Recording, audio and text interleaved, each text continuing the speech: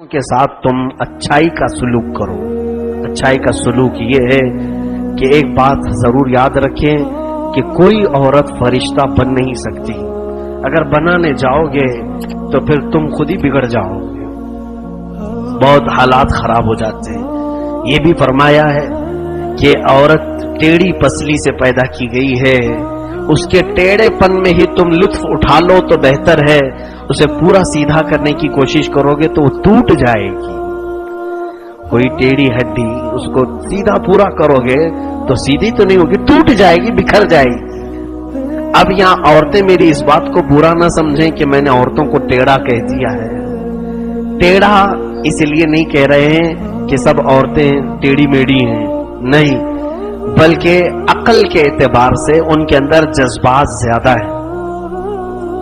यानी और मर्द के अंदर बुर्दबारी है। बुर्दबारी का मतलब यह होता है कि यानी सब्र कर लेना, किसी चीज को सोच समझ करके फैसला करना। जैसे कि बाज बुजुर्गों ने फरमाया कि मर्द वो है जो बोलने से पहले सोचता है। फर्क देखें, सोचता है फिर बोलता है, और औरत वो है जो बोलती है फिर सोचती है। मैंने क्या कहा था? लेकिन यहां उल्टा भी हो सकता है। अगर कोई मर्द ऐसा करने लग जाए, पहले बोल रहा है और फिर सोच रहा है, तो समझ लो उसके अंदर जनाना हरकतें आ गई, उसके अंदर औरतों वाली बात आ गई। बोलता है फिर सोचता है, क्योंकि मियां ये औरतों की आदत है, तुम्हारे अंदर कैसे आ गई? हाँ, कुछ औरतें बुर्दबार भी होती हैं, तहम्मुल और सब्र वाली भी होती हैं। कुल मिलाकर के ये है कि औरतों को संभालने का हुक्म तुम्हें दिया गया है। और जाहिर सी बात है, निकाह के महफिल में बैठ करके बड़ी दिलेरी से कहते हो कबिल तू कबिल तू कबिल तू, मैंने कबूल किया कबूल किया कबूल किया। तो अल्लाह रब्बुल इज्जत को गवाह बना करके तुम कबूल कर रहे हो, तो उसके टेढ़ेपन को भी कबूल किया, सीधेपन को भी कबूल किया। उस कबिल तो में सब आ चुका है। उसकी बीमारी भी आ गई, उसका सेहत भी आ गई, उसकी दवाइयां भी आ गई, उसका खाना पीना भी आ गया, उसका ठहराना, उसके बाल बच्चों को देखना, सब एक कबिलतु में आपने कह लिया है। तो अब कोई ये कह रहा होगा कि मौलाना पहले ही अगर बताए होते इतना लंबा कबिलतु है तो मैं नहीं कबूल करता। लेकिन एक बात ये भी याद रखें, एक बड़े आबिद थे, तफसीर में मैंने आज ही पढ़ा, तफसीर रूहुल बयान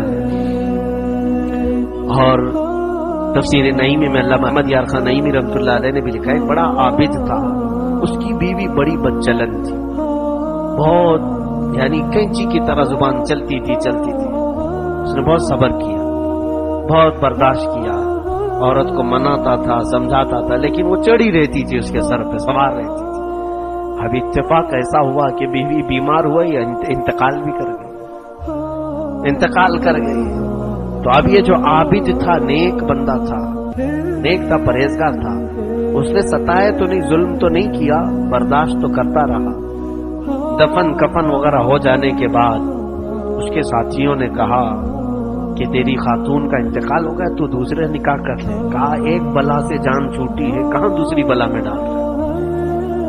उसने कहा बहुत बड़ी बला थी मेरे लिए, मैं कैसे तो आजाद हुआ और तुम सब कहां मुझे ले जाकर के फंसा रहे हो।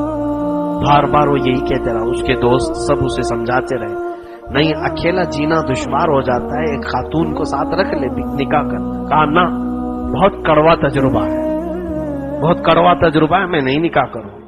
उस आबिद ने रात को जब सोया तो ख्वाब में देखा फरिश्ते उतर रहे हैं, फरिश्ते आसमानों से उतर रहे हैं और इसकी तरफ देख करके कह रहे हैं कि ये शख्स मनहूस हो गया है, मनहूस हो गया है, मनहूस हो गया है। तो इसने पूछा फरिश्तों से कि मेरी नहूसत क्या है, मेरी इबादत क्या है? तो फरिश्तों ने कहा कि जब तक तेरी वो बीवी थी तेरे साथ और उसकी सख्तियां तू बर्दाश्त करता था, तो हर अमल के बदले 10 गुना हम अल्लाह के पास ले जाते थे।